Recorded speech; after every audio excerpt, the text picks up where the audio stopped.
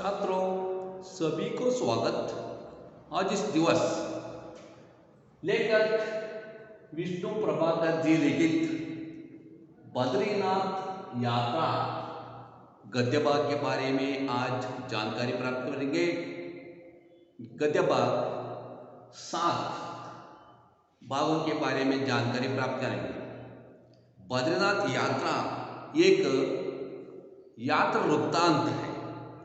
इस विचार के बारे में, यात्रा जाने का उस विचार के बारे में, हिमालय पर्वत के बारे में, उसके बगल में बहने वाले अनेक झीलों के बारे में, मासूम विचार के बारे में इस गद्य में लेखक जी यात्रा का वृत्तांत सविस्तर रूप में व्यक्त दिए हैं। पहले लेखक परिचय, विष्णु प्रभाकर, उसका परिचय। विष्णु प्रभाकर जी का जन्म 21 जून 1912 को मुजफ्फरनगर उत्तर प्रदेश में आने वाले मुजफ्फरनगर के मीरापुर कस्बे में हुआ था। मीरापुर ಒಂದು ಕಸ್ಬೆಯಲ್ಲಿ ಪ್ರಾಂತ್ಯದಲ್ಲಿ ಇವರ ಜನ್ಮವಾಯಿತು। 21/1912 ಮುಜಾಫರ್ ನಗರ ಉತ್ತರ ಪ್ರದೇಶದಲ್ಲಿರುವಂಥ ಮುಜಾಫರ್ ನಗರದ ಮೀರಾಪುರ ಎಂಬ ಒಂದು ಊರಿನಲ್ಲಿ ಇವರ ಜನ್ಮವಾಯಿತು। आपको बचपन से ही लेखन में रुचि थी। ಇವರಿಗೆ ಬಾಲ್ಯದಿಂದಲೂ ಕೂಡ ಆಸಕ್ತಿ ಇತ್ತು, ಲೇಖನಗಳನ್ನು ಬರೆಯುವುದರಲ್ಲಿ ಹೆಚ್ಚಿನ ಆಸಕ್ತಿ ಇತ್ತು। आपने प्रारंभ में प्रेम बंधु तथा विष्णु नाम से रचनाएं लिखी।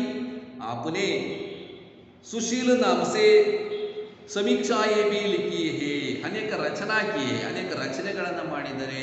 ಸುಶೀಲ ಎಂಬ ಹೆಸರಿನಿಂದ ಸಮೀಕ್ಷೆಗಳನ್ನು ಇವರು ಬರೀತಾ ಇದ್ರು। ಪ್ರೇಮ ಬಂಧು ತಥಾ ವಿಷ್ಣು ಹೆಸರಿನ ಅನೇಕ ರಚನೆಗಳನ್ನು ಕೂಡ ಇವರು ಬರೆದಿದ್ದಾರೆ। आपने एक जिज्ञासु के रूप में हिमालय सभी तीर्थ स्थलों सहित लगभग संपूर्ण भारत का भ्रमण किया है। देखिए, संपूर्ण भारत को भ्रमण के, भ्रमण का मतलब ಸುತ್ತಿದ್ದಾರೆ, ಸಂಪೂರ್ಣ ಭಾರತವನ್ನು ಇವರು ಸುತ್ತಿದ್ದಾರೆ, ಯಾತ್ರೆಯನ್ನು ಕೈಗೊಂಡಿದ್ದಾರೆ। ಇವರು ಬರೆದಂಥ ಅನೇಕ ಕೃತಿಗಳಲ್ಲಿ ಭ್ರಮಣದ ಬಗ್ಗೆ, ಅಂದರೆ ಯಾತ್ರೆ ಕೈಗೊಂಡಂಥ ವಿಚಾರಗಳ ಬಗ್ಗೆ, ವೃತ್ತಾಂತದ ಬಗ್ಗೆ ಬರೆದಿದ್ದಾರೆ। ಅನೇಕ ವೃತ್ತಾಂತ लिखे है। समीक्षाएं भी लिखी।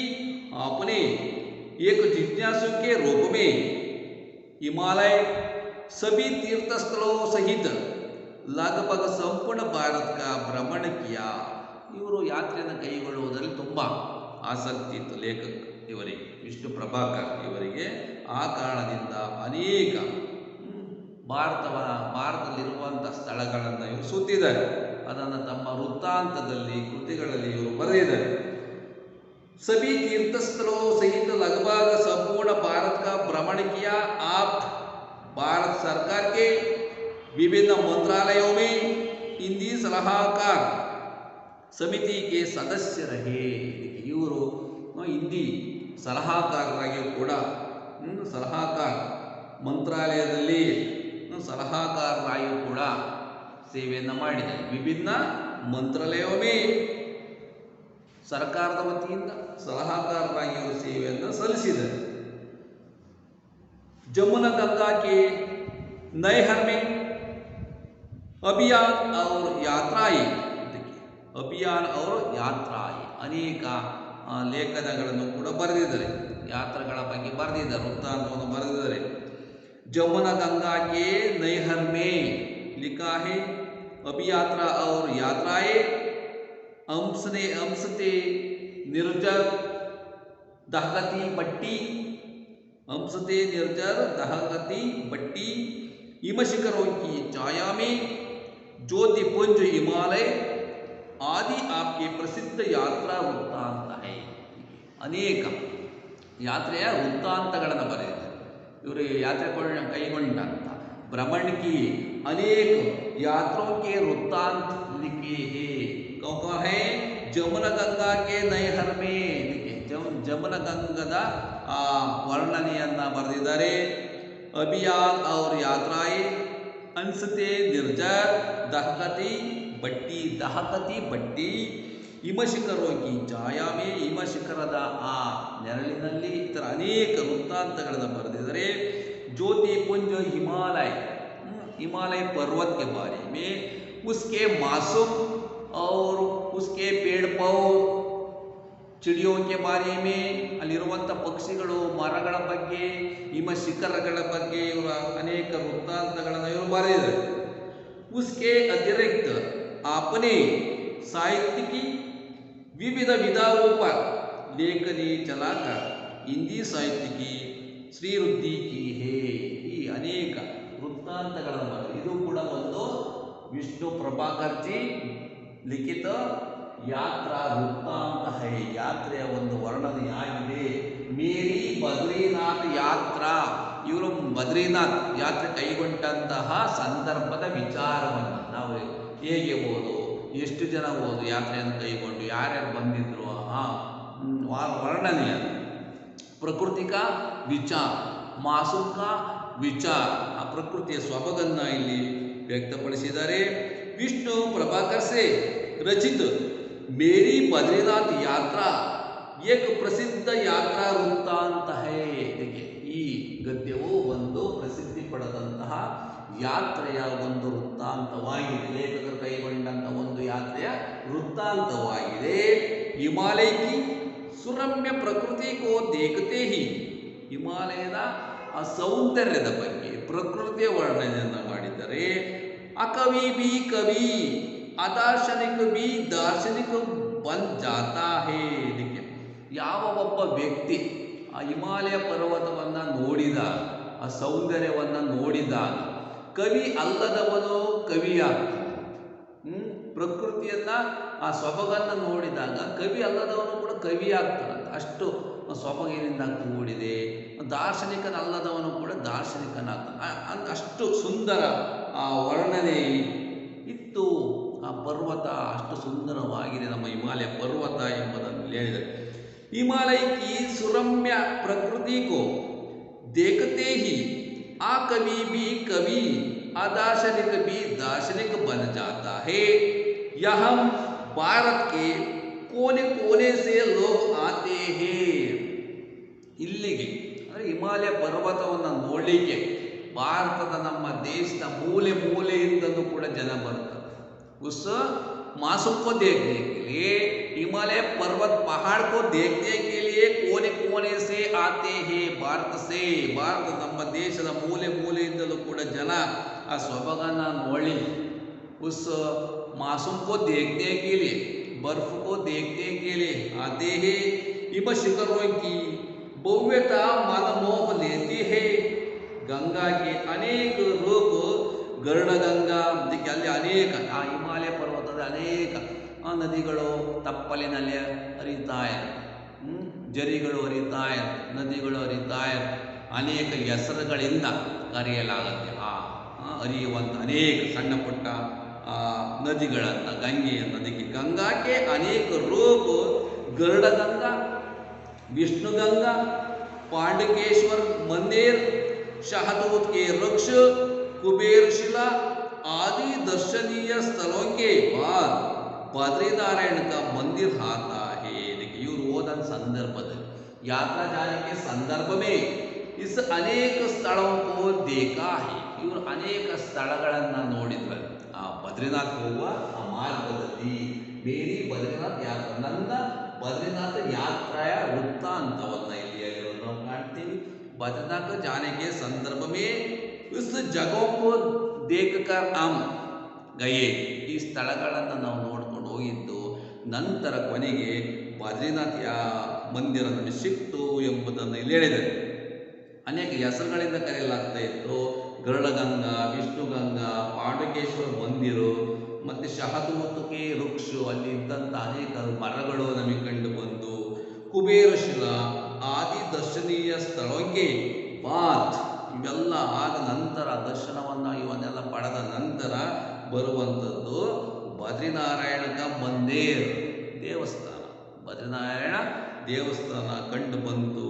इस मंदिर में सरल भक्ति और प्रकृति के वैभव का आकर्षण है। देखिए ಈ ಮಂದಿರದಲ್ಲಿ ಜನ ಎಲ್ಲ ಬರ್ತಾ ಇದ್ರು, ಭಕ್ತಿಯನ್ನು ವ್ಯಕ್ತಪಡಿಸ್ತಾ ಇದ್ರು, ಪ್ರಕೃತಿಯ ಮಧ್ಯದಲ್ಲಿ ಸೊಬಗಿನಿಂದ ಇದ್ದು ಸುಂದರ ಹೇ ಓ ಮಂದಿರ ಬದ್ರಿನಾರಾಯಣ ಮಂದಿರ ಪ್ರಕೃತಿಗೆ ವೈಭವ ಆಕರ್ಷಣ ಹೇ, ಅದು ಆಕರ್ಷಣೀಯವಾಗಿದ್ದು ಆ ಪ್ರಕೃತಿ ಸೊಬಗು ಆ ಮಧ್ಯದಲ್ಲಿ ಇದ್ದು ಈ ದೇವಸ್ಥಾನ ಸುಂದರವಾಗಿತ್ತು ಬದ್ರಿನಾಥ್ मंदिर।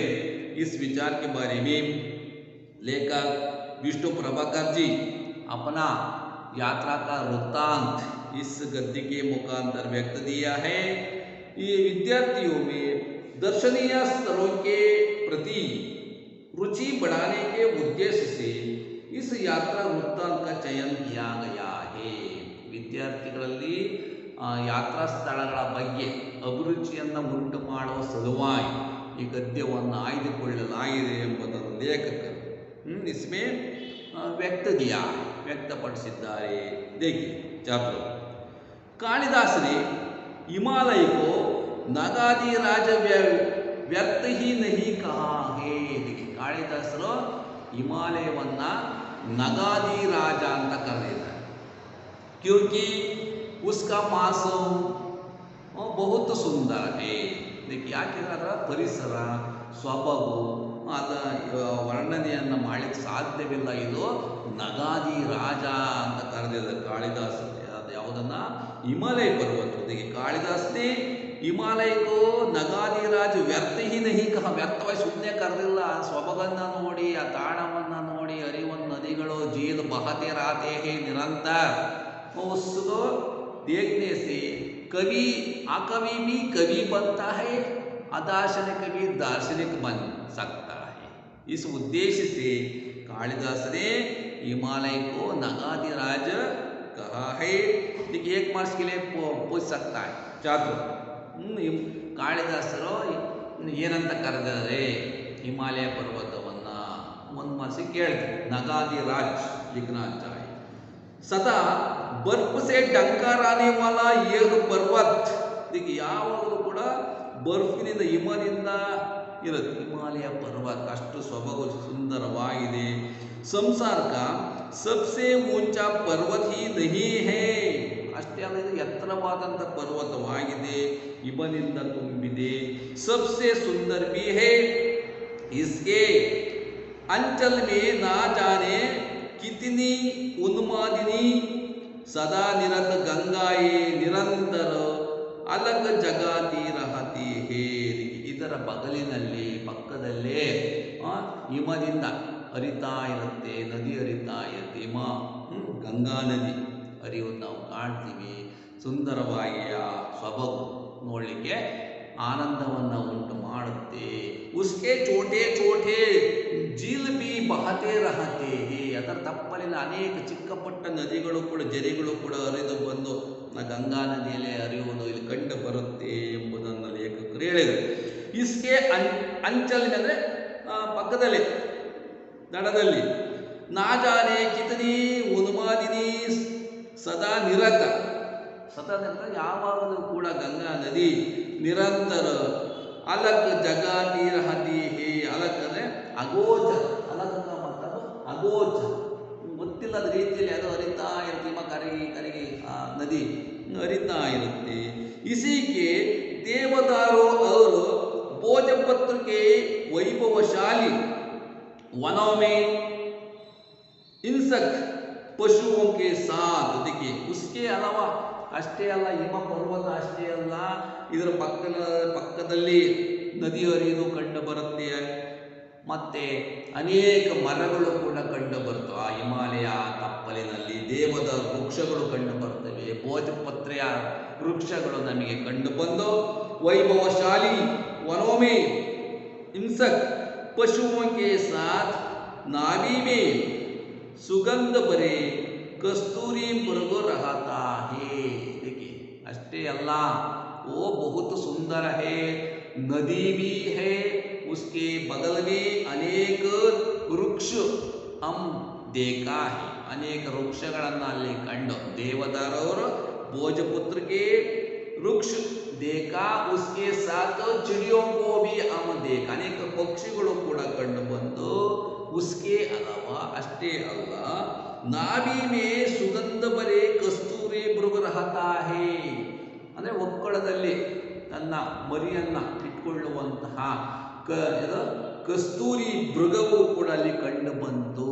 ಇಲ್ಲಿ ಹಿಮಾಲಯದ ಆ ಪರ್ವತದ ತಪ್ಪಲಿನಲ್ಲಿ ನಾಭಿ ಮೇ सुगंध भरे कस्तूरी मृग रहता है, यहाँ जहाँ एक और संसार प्रसिद्ध सिद्धों ने ज्ञान सिद्ध किया. स्थानವನ್ನು ನೋಡಿದಾಗ उस मास को देखने से हमको होता है ಅನ್ಸುತ್ತೆ, ಏನಂತ ಅನ್ಸುತ್ತೆ, ಇಲ್ಲಿ ಸಿದ್ಧರು ಸಂತರು ಇಲ್ಲಿ ತಪಸ್ಸನ್ನು ಮಾಡಿರಬಹುದು, ಈ ಜಾಗದಲ್ಲಿ ಅವರಿಗೆ ಜ್ಞಾನೋದಯ ಆಗಿರಬಹುದು ಅನಿಸುತ್ತೆ. ಆ ಥರ ಅಷ್ಟು ಸುಂದರವಾಗಿತ್ತು ಯಾವುದು ಆ ಹಿಮಾಲಯ ಪರ್ವತ ಅಂತ. ಜಹಾಮಿ ಏಕೋ ಸಂಸಾರ ಪ್ರಸಿದ್ಧ, ಸಂಸಾರದಲ್ಲಿ ಹೆಸರನ್ನು ಪಡೆದಿರುವಂತಹ ಅನೇಕ ಸಿದ್ಧರು ಜ್ಞಾನಿಗಳು ಇಲ್ಲಿ ಬಂದು ಅವರಲ್ಲಿ ಜ್ಞಾನೋದಯ ಆಗಿರಬೇಕು ಅನಿಸುತ್ತೆ ಆ ತಾಣವನ್ನು ನೋಡಿದ.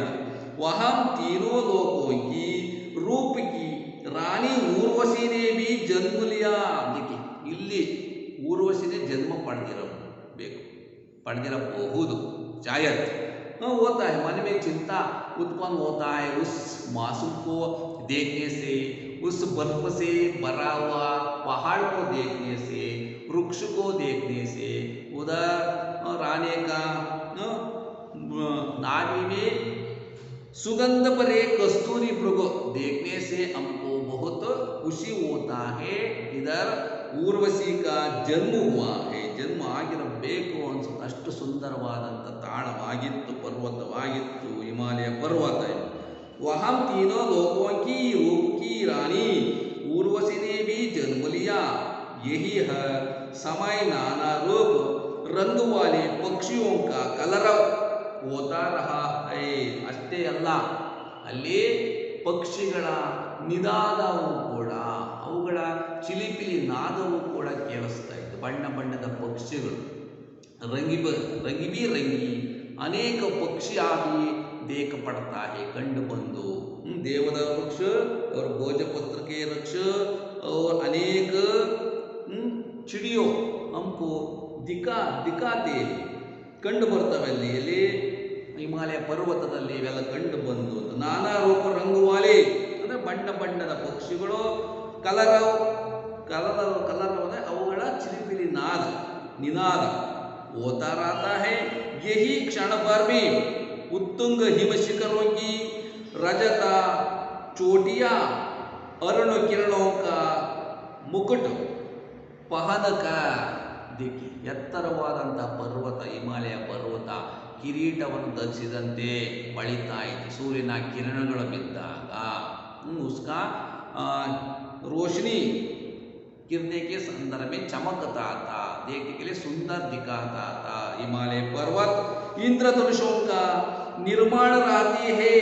ಇಂದ್ರಧನುಷ್ನ ರೀತಿಯಲ್ಲಿ, ಇಂದ್ರನ ಬಿಲ್ಲಿನ ರೀತಿಯಲ್ಲಿ ಆ ಪರ್ವತ ಗೋಚರ ಆಗ್ತಾ ಇತ್ತು, ಅಷ್ಟು ಸೊಬಗೆಯಿಂದ ಇತ್ತು. ಅವು दूसरे क्षण ठंडे कोहरे के श्वेत अंधकार में खो जाते हैं. ಎಲ್ಲಿ ನೋಡಿದರೂ ಕೂಡ ಆ ಹಿಮಶಿಖರ ಬಿಳಿಯಾಗಿ ಕಾಣಿಸ್ತಾ ಇತ್ತು. सफेद दिखाता था हिम पर्वत, हिमालय पर्वत. ऐसे प्रदेश में पहुंचकर अकवि भी कवि और अदार्शनिक भी दार्शनिक बन जाता है. ಆ ಹಿಮಾಲಯ ಪರ್ವತವನ್ನು ನೋಡಿದಂಥ ವ್ಯಕ್ತಿ ಕವಿ ಅಲ್ಲದಿದ್ದರೂ ಕೂಡ ಕವಿ ಆಗ್ತಾನಂತ. ದಾರ್ಶನಿಕನಲ್ಲದ ವ್ಯಕ್ತಿಯು ಕೂಡ ದಾರ್ಶನಿಕನಾಗ್ತಾನೆ. ಒಂದ್ಸತಿ ನೋಡಿದ್ರೆ ಮತ್ತೆ ನೋಡಬೇಕು, फिर देखने का इच्छा मन में उत्पन्न होता है. ಅಷ್ಟು ಸುಂದರವಾಗಿ ಆ ಹಿಮಾಲಯ ಪರ್ವತ ಇತ್ತು. हिमालय पर्वत के बारे में देखिए पूछता है, उस संदर्भ में सविस्तर रूप में लिखना चाहे इसको देखिए. इसलिए चाहे गंगा की खोज हो या विरही यक्ष के दूत को रास्ता दिखाना हो, या शिव पार्वती का नृत्य देखना हो, देवता की आराधना करनी हो, या प्रकृति का रूप दर्शन भूतकाल में जहाँ तक दृष्टि जाती है मनुष्य हिमालय की दुर्गम प्रदेशों की यात्रा करता आ रहा है। और इसलिए जब हमें पिछली महीने में एक बार फिर बद्रीनाथ जाने का अवसर मिला तो सच मानिए बेहद ಖುಷಿ हुई। देखिए ಇದಾದ ನಂತರ ನಾವು ಬದ್ರಿನಾಥ್ ಯಾತ್ರೆಗೆ ಹೋಗುವಂಥ ಅವಕಾಶ ಸಿಕ್ತು। ಇವೆಲ್ಲ ಮತ್ತು ನಾನು ನೋಡಿದ್ದೆ ಹಿಮಾಲಯ ಪರ್ವತ ಇವನ್ನೆಲ್ಲ ಯಾತ್ರೆಯನ್ನು ಕೈಗೊಂಡಿದ್ದೆ। ಆದರೆ ನಾವು ಬದ್ರಿನಾಥ್ ಯಾತ್ರೆಯನ್ನು ಕೈಗೊಂಡು ಒಂದು ತಿಂಗಳಲ್ಲಿ ಇದಕ್ಕೆ ಮಿಲಾತೋ ಸಚ್ ಮಾನಿಯೇ ಬೇಹದ್ ಖುಷಿ ಹುಯಿ। ಆ ಹೋದಂಥ ಸಂದರ್ಭದ ಆ ಯಾತ್ರಾ ಮೇರಾ बद्रीनाथ यात्रा एक यात्रा वृत्तांत बहुत खुशी हुआ। आ यात्रा नमें ತುಂಬ ಆನಂದವನ್ನು ಉಂಟು ಮಾಡಿತು। देखिए एक बार सितंबर अक्टोबर में देखिए ಸೆಪ್ಟೆಂಬರ್ ಮತ್ತು ಅಕ್ಟೋಬರ್ ಆ ತಿಂಗಳಿನಲ್ಲೇ ಆ ಉದರವು ಆಯಿತೆ ಆ ಯಾತ್ರೆಯನ್ನು ಕೈಗೊಂಡ್ರಂತೆ। ಅವು ಹೋದಂಥ ವಿಚಾರವನ್ನು ಹೇಳಿದರೆ पर्वह यात्रा का अवसर नहीं है सैर का है। ಯಾತ್ರೆಗೆ ಹೋಗುವಂತಹ ಇವು ನೋಡಬೇಕು ಎಂಬ ಉತ್ಸುಕತೆ ಇತ್ತು। ಮೊದಲೇ ನೋಡಿದ್ರು ಪೆಹಲೆ देखा फिर भी देखने के लिए सैरने के लिए ಅಂದರೆ ಸುತ್ತಲಿಕ್ಕೆ ಯಾತ್ರೆಯನ್ನು ಕೈಗೊಳ್ಳುವಂಥ ಇಚ್ಛೆ ಉಂಟಾಯಿತು। ಮೇರಾ ಸೈರಕ ಸೈರನೆ ಸುತ್ತುವುದು ಭ್ರಮಣೆ ಗೋಮನ ಸುತ್ತಲಿಕ್ಕೆ ಹೋಗ್ತಾರೆ ಯಾತ್ರೆಯನ್ನು ಕೈಗೊಂಡು। ನಿಪಟ ನೀಲ ಆಕಾಶ ನಿರ್ಮल जल भीड़ नहीं मेघ कुहरे और यम के आवरण से मुक्त प्रकृति आंखें जहाँ अटक जाती है मन भी वही रमा जाता है। ಈ ನೋಡಿದಂಥ ಪ್ರಕೃತಿಯ ಸೊಬಗು ಮೇಘ ಮತ್ತು ಬೀಡ್ ನಿಹಿ ಅವ್ರು ಹೋದಂಥ ವಿಚಾರ ಎಲ್ಲ ನೆನಪಾಗ್ತಾ ಇದರಿಂದ ನೋಡಬೇಕು ಮತ್ತೆ ಅಂತ ಇವ್ರು ಹೋಗ್ತಾರೆ ಯಾತ್ರೆಯನ್ನು ಕೈಗೊಂಡು। इसके विपरीत मही की यात्रा है उसका अपना आकर्षण है। ಅದು ನನ್ನನ್ನು ಸ್ವಾಗತಿಸ್ತಾ ಇತ್ತು ಕರೀತಾ ಇತ್ತು। ಒಂದು ಬಾರಿ ನೋಡಿದಂಥ ಆ ಸೊಬಗು ನನ್ನನ್ನು ಮತ್ತೆ ಆಕರ್ಷಿತವಾಗಿತ್ತು। ಅದರಿಂದ ನಾನು ಬದ್ರಿನಾಥ್ ಯಾತ್ರೆಗೆ ಹೋದೆ। धर्मवीरों भीड़ का कोलाहल भारत की सांस्कृतिक एकता के दर्शन विभिन्न प्रदेशों से विभिन्न वेशभूषा। देखिए ಆ ಹೋದ ಸಂದರ್ಭ ಒಂದೊಂದು ಪ್ರದೇಶದ ವೇಷಭೂಷ अनेक प्रदेश में खान पान में भिन्नता हम देखता है वेशभूषण का भिन्नता हम देखता है। ಯಾತ್ರೆಗೆ ಹೋದ ಸಂದರ್ಭದಲ್ಲಿ ಒಂದು ದೇಶ ಸುತ್ತಬೇಕು ಕೋಶ ಓದಬೇಕು ಅಂತ ಹೇಳ್ತಾರೆ ಆ ಥರ ಭಿನ್ನತೆ ಒಂದು ಏಕೈಕ प्रांत में भिन्नता हम देखते हैं। और धर्मवीरों भीड़ का कोलाहल भारत की सांस्कृतिक एकता के दर्शन विभिन्न प्रदेशों से विभिन्न वेशभूषा पहने विभिन्न स्वरों में एक ही देवता को पुकारते अनगिनत नर नारी निकल पड़ते हैं एक ही मार्ग पर यह प्रमाणित करते हुए कि विभिन्नता में सौंदर्य है शक्ति है विबोध नहीं विग्रह नहीं है। ಎಲ್ಲ ಒಂದೊಂದು ತಾಣದ ಸೌಂದರ್ಯ ಸ್ವಭಾವ ಜನರ ವೇಷಭೂಷ ಅವರ ಭಾಷೆ ಎಲ್ಲ ನಮಗೆ ಆನಂದವನ್ನು ಉಂಟು ಮಾಡುತ್ತವೆ। ಆ ಪ್ರಕೃತಿ ಸ್ವಭಾವ ನಮಗೆ ಆಕರ್ಷಣೀಯವಾಗಿತ್ತು। बद्रीनाथ यात्रा मुझे बहुत खुशी हुआ। वो उसका भीड़ ಅವರ ಗುಂಪು ಬಂದಂಥ ಯಾತ್ರಿಕರ ಗುಂಪು ಇವೆಲ್ಲ ಮನಸ್ಸಿಗೆ ಆನಂದವನ್ನು ಉಂಟು ಮಾಡುತ್ತೆ ಈ ಯಾತ್ರೆಯನ್ನು ಕೈಗೊಂಡದ್ದು।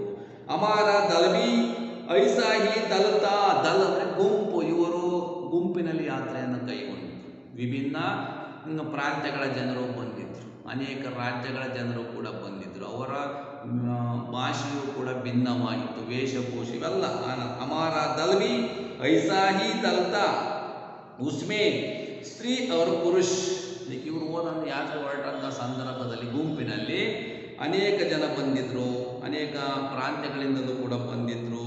ಅದರಲ್ಲಿ ಸ್ತ್ರೀಯರು ಇದ್ದರು ಪುರುಷರು ಇದ್ದರು ಯುವಕರು ವೃದ್ಧ ಯುವಕರು ಇದ್ದರು ಮತ್ತು ವಯಸ್ಸಾದವರು ಕೂಡ ಇದ್ದರು। वैष्णव और जैन व्यापारी और विद्यार्थी देखिए वैष्णवरिद्ದರು ಜೈನರಿದ್ದರು ವ್ಯಾಪಾರಿಗಳಿದ್ದರು ವಿದ್ಯಾರ್ಥಿಗಳು ಕೂಡ ಇದ್ದರು ಯಾತ್ರೆ ಹೋದಂಥ ಆ ಬೀಳಿನಲ್ಲಿ ಗುಂಪಿನಲ್ಲಿ. ಶಾಸಕ ಅವರು, ಸಂಪಾದಕ ಪ್ರಕಾಶಕ ಅವರು, ಲೇಖಕರು ಇದ್ರು, ಸಂಪಾದಕರು. सभी वर्गों के लोग आए थे. राजस्थानी, ಹಿಂದಿ ಅವರು, ಮರಾಠಿ ಭಾಷಾ ಭಾಷಿ ಸಭಿ थे. ಇದಕ್ಕೆ ರಾಜಸ್ಥಾನದಿಂದ ಬಂದಿದ್ರು ಅನೇಕ ಜನ. ಮರಾಠಿ ಮಾತಾಡೋರಿದ್ರು, ಹಿಂದಿ ಮಾತಾಡುವಂಥ ಜನರು ಕೂಡ ಬಂದಿದ್ರು. बद्रीनाथ यात्रा जाने के उस संदर्भ में उस भीड़ में आ गुंपिनल सीधे बद्रीनाथ जाने के लिए चाहे आप पौड़ी होकर जाए या हरिद्वार.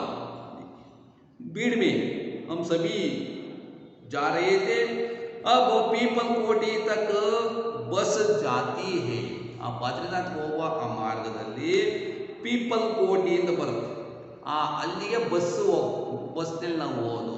ಬಸ್ ಅಲ್ಲಿ ತನಕ ಹೋಗುತ್ತೆ. ಅಲ್ಲಿಗೆ ನಾವು ಬಸ್ಸಲ್ಲಿ ಹೋಗು. पीपल कोटी तक बस जाती है.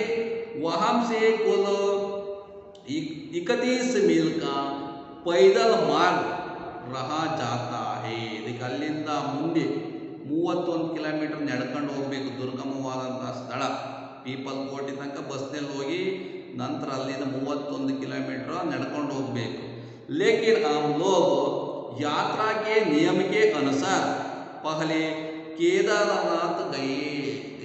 ಬದ್ರಿನಾಥ್ ಹೋಗುವ ಆ ಸಂದರ್ಭದಲ್ಲಿ ಯಾತ್ರೆಯ ವೃತ್ತಾಂತಕ್ಕನುಸಾರವಾಗಿ ಇವರು ಮೊದಲು ಕೇದಾರನಾಥಕ್ಕೆ ಹೋದ್ರಂತೆ. ಕೇದಾರನಾಥ್ ಗಯೆ. वहां से लौटते हुए बीच में से एक ऐसे मार्ग पर मुड़ गए. वो हमें चमोली पहुंचता था. वहां से पीपल कोटी के लिए बस मिलती है. इसी मार्ग पर केदारनाथ की शीत ऋतु की राजधानी उसीमठ. देखिए केदारनाथ की शीत ऋतु की राजधानी उसीमठ. केदारनाथ राजधानी ಅದು उसीमठ. और हिंदुओं का सबसे ऊंचे स्थान पर बना हुआ मंदिर ತುಂಗನಾಥ है. देखिए ತುಂಗನಾಥ ಆ ಮಂದಿರವನ್ನು ಕೂಡ ನೋಡಿ. ಸುಂದರವಾದಂತಹ ಮಂದಿರ ತುಂಗನಾಥ. यह मार्ग अपेक्षिकृत भयानक है. ಆ ಹೋಗುವಂಥ ಮಾರ್ಗ ಭಯಾನಕವಾಗಿತ್ತು, ದುರ್ಗಮವಾಯಿತು. इसीलिए इसका सौंदर्य भी अभी अचूत है. देखिए ಆ ತುಂಗನಾಥ ಆ ಮಂದಿರದ ಸೌಂದರ್ಯವನ್ನು ಹೇಳಲಿಕ್ಕೆ ವರ್ಣನೆ ಮಾಡಿ ಸಾಧ್ಯ. ಅಷ್ಟು ಸುಂದರವಾದಂತಹ ಮಂದಿರವಾಯಿತು. हम प्रतिदिन सवेरे 3 ಬಜೆ ಉಂಟತೆ.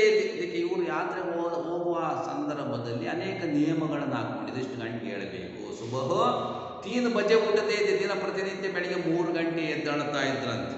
ಆ ಯಾತ್ರೆಗೆ ಹೋದಂಥ ಗುಂಪಿನ ನಿಯಮ. ಸಬೇರೆ ಅಂದರೆ ಮುಂಜಾನೆ 3 ಬಜೆ ಉಂಟತೆ थे. बिस्तर समेटते, नित्य कर्म से छुट्टी पाते और बारवाहों को समान सौंपकर 4 बजे तक आगे बढ़ जाते थे. देखिए 3 ಗಂಟೆಗೆ ಎದ್ದು ತಮ್ಮ ನಿತ್ಯ ಕರ್ಮಗಳನ್ನು ಮುಗಿಸ್ಕೊಂಡು ಅವನ್ನೆಲ್ಲ ಮಡ್ಚಿಟ್ಟು ಎಲ್ಲ ರೆಡಿ ಆಗೋಕ್ಕೆ 1 ಗಂಟೆ ಆಗ್ತಾ ಇತ್ತು, 4 ಗಂಟೆ ಆಗ್ತಾ ಇತ್ತು. बिजली की रोशनी में जीने वाले हम लोग जैसे उस प्रदेश के प्राकृतिक प्रकाश में राहत पाते थे. ಅಂದರೆ ಆ ಪ್ರಕೃತಿ ತಾಣವನ್ನು ನೋಡಬೇಕು ಎಂತರೂ ಕೂಡ. ಅಷ್ಟು ಸೊಬಗು ಸುಂದರವಾಗಿತ್ತು. ಜೈಸೆ हम वहाँ चकाचौंध की थकान उतरने ही गए थे. देखिए ಪ್ರತಿದಿನ ನಡೆದರೂ ಕೂಡ ನಮಗೆ ಆಯಾಸ ಆಗ್ತಾ ಇಲ್ಲ. पैदल में जाते 18 ಕಿಲೋಮೀಟರ್ ನಡ್ಕೊಂಡು ಹೋಗ್ತಾ ಇದ್ದು. 18 और 20 किलोमीटर पैदल में हम जाते थे. थकान नहीं हुआ. ನಡ್ಕೊಂಡು ಹೋದರೂ ಕೂಡ ನಮ್ಗೆ ಯಾವುದೇ ಆಯಾಸ ಆಗ್ತಾ ಇರಲ್ಲ. ಗುಂಪಿನಲ್ಲಿದ್ದಂಥ ಸಂದರ್ಭದಲ್ಲಿ सभी लोग बातचीत करते थे, कहानी कहते थे, गाना गाते थे, अलग अलग भाषा बातचीत करते थे. इसलिए थकान नहीं होता. ಆಯಾಸ ಆಗ್ತಾ ಇರಲ್ಲ. ಅನೇಕ ಜನ ಹಾಡನ್ನು ಹೇಳ್ತಾ ಇದ್ರು, ಕಥೆಗಳನ್ನು ಹೇಳ್ತಾ ಇದ್ರು. ಹೀಗೆ ದಾರಿ ಸಾಗ್ತಾ ಇತ್ತು ಪ್ರತಿದಿನ ಅಂತ. ಪ್ರತಿದಿನ 12 से 18 मील तक चलते. देखिए 12 ರಿಂದ 18 ಕಿಲೋಮೀಟರ್ ನಡ್ಕೊಂಡು ಹೋಗ್ತಾ ಇದ್ರಂತೆ. ಇಲ್ಲಿಗೆ ಹೋಗ್ಬೇಕಾದ್ರೆ किधर जाने के संदर्भ में? बद्रीनाथ यात्रा जाने के उस संदर्भ में हर दिन 12 से 18 मील पैदल में जाते थे, ನಡ್ಕೊಂಡು ಹೋಗ್ತಾ ಇದ್ರು 12-18 किलोमीटर। कहीं ऊंचा उठता चला गया पथरीला पथ, वही नीचे भागता हुआ ಚಟ್ಟಾನಿ ಮಾರ್ಗ, ಅಂದ್ರೆ ಕಣಿವೆಗಳ ಆ ಮಾರ್ಗದಲ್ಲಿ ನಡಿಬೇಕಾದ್ರೆ ಆಯಾಸ ಆಗ್ತಿಲ್ಲ, ತಾಣ ಪ್ರಕೃತಿಯ ಸ್ವಭಾವ ಸುಂದರವಾಗಿತ್ತು. ಅವರು ಸಂಕರಿ ಪಗಡಂಡಿ ಅಂದ್ರೆ ಕಾಲು ದಾರಿಯಲ್ಲಿ ನಡ್ಕೊಂಡು ಹೋಗ್ಬೇಕಾಗಿತ್ತು. ದುರ್ಗಮವಾದಂತಹ ಆ ತಾಣದಲ್ಲಿ, ಆ ಪ್ರಕೃತಿ ಸೊಬಗಿನಲ್ಲಿ ಕಾಲು ದಾರಿಯಲ್ಲಿ, ಪಗಡಂಡಿನ ಕಾಲು ದಾರಿಯಲ್ಲಿ ನಡ್ಕೊಂಡು ಹೋಗ್ಬೇಕಾಯಿತು. ಸುಂದರವಾಗಿತ್ತು. ಏಕ और बूदरा का चट्टानी दूसरी ओर अतल में बहती हुई ಸರಿತಾಯೇ. ಇದಕ್ಕೆ ಆ ದುರ್ಗಮವಾದ ಕಣಿವೆಯ ಮಾರ್ಗದಲ್ಲಿ ಹೋಗುವಾಗ ಅನೇಕ ನದಿಗಳು ಕೂಡ ಹರಿಯುವುದು ನಮಗೆ ಕಂಡು ಬರುತ್ತಾ ಇತ್ತು. ಬಹತಿ ರಹತಿ ಅಂದರೆ ನದಿಗಳು, ಸಣ್ಣ ಪುಟ್ಟ ನದಿಗಳು ಕೂಡ ಆ ತಪ್ಪಲಿನಲ್ಲಿ, ಹಿಮಾಲಯದ ತಪ್ಪಲಿನ ಹರಿಯುವುದು ಕಂಡು ಬರ್ತಾ ಇತ್ತು. पगडंडी और बदरा का चट्टाने दूसरी ओर अतल में बहती हुई सरिताई, ನದಿಗಳು ಸರಿತಾಯಿ, ಬಹತಿರ ಹರಿಯುವಂಥ ನದಿಗಳು ನಮಗೆ ಕಂಡು ಬಂದು. ಕಹಿ ಸಗನ ತರಹ ತರಹಕ್ಕೆ ಪೇಡ್, ಅಷ್ಟೇ ಅಲ್ಲ, ಹೋಗುವ ಮಾರ್ಗದಲ್ಲಿ ಅನೇಕ ಮರಗಳು, ವಿಧ ವಿಧದ ಮರಗಳು ನಮಗೆ ಗೋಚರವಾದವು. ಜಂಗಲಿ ಪೂ ಅಂದರೆ ಕಾಡಿನಲ್ಲಿ ಹರಡುವಂಥ ಹೂವುಗಳು ನಮಗೆ ಕಂಡು ಬಂದು.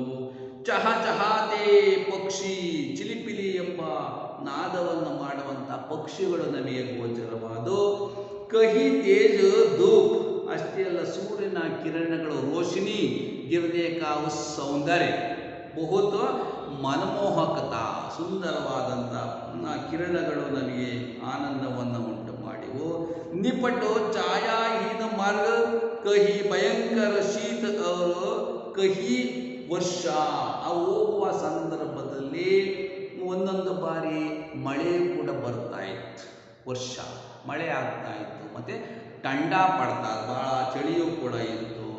ಬರ್ಫ್ ತೂಫಾನ್, ಒಂದೊಂದು ಬಾರಿ ಬಿರುಗಾಳಿಯೂ ಕೂಡ ಬೀಸ್ತಾ ಇತ್ತು ಹೋಗುವ ಮಾರ್ಗದಲ್ಲಿ. ದುರ್ಗಮ ಕಣಿವೆಯಲ್ಲಿ ಆ ಪ್ರಕೃತಿಯ ತಾಣ ಸೊಬಗು ಸುಂದರವಾಯಿತು. ಆದರೆ ಒಂದೊಂದು ಬಾರಿ ಮಳೆನೂ ಬರ್ತಾ ಇತ್ತು, ಬಿರುಗಾಳಿ ಬೀಸ್ತಾ ಇತ್ತು, ಬರ್ಫ್ ಹಿಮದಿಂದ ಕೂಡಿತ್ತು. साथ में चलता यात्रियों का कारवाह, तरह तरह की ಪೋಷಾಕೆ ಪಹನೆ. ಯಾತ್ರೆ ಕೈಗೊಂಡಂತಹ ಜನರೆಲ್ಲ ಭಿನ್ನ ಭಿನ್ನ ಉಡುಪುಗಳನ್ನು ಹಾಕಿ ತರಹ ತರಹದ ಪೋಷಕನ್ನು ಧರಿಸಿದ್ರು. ತರಹ ತರಹಿ ಬೋಲಿಯಾ ಬೋಲುತ್ತೆ, ಭಿನ್ನ ಭಿನ್ನದ ಮಾತುಗಳು, अलग अलग एक एक प्रदेश के अनुसार अपना भाषा बातचीत करते थे. मराठी बातचीत करते थे, हिंदी बातचीत करते थे लोग.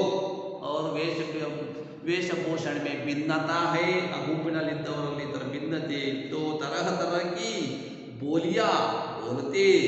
दनी निर्धन स्त्री पुरुष बालक बूढ़े कुछ तो आंखों में समा कर रहा गए थे. ಇದಕ್ಕೆ ಗುಂಪಿನಲ್ಲಿ ಸ್ತ್ರೀಯರು, ಪುರುಷರು, ವೃದ್ಧರು, ಬಾಲಕರು ಎಲ್ಲರೂ ಕೂಡ ಇದ್ರು. इस तरह हम ಮೇರಿ ಬದ್ರಿನಾಥ್ ಯಾತ್ರಾ, ನಾವು ಬದ್ರಿನಾಥ್ ಯಾತ್ರೆಯನ್ನು ಕೈಗೊಂಡಂತಹ ಸಂದರ್ಭದಲ್ಲಿ ಈ ಥರ ಗುಂಪಿನಲ್ಲಿ ಇದ್ರು ಜನರು. बदान यात्रा वृत्तांत के बारे में लेखक विष्णु प्रभाकर जी ने इसमें अच्छी तरह विवरण दिए हैं. छात्रों, अगले क्लास में जानकारी प्राप्त करेंगे. सभी को नमस्कार.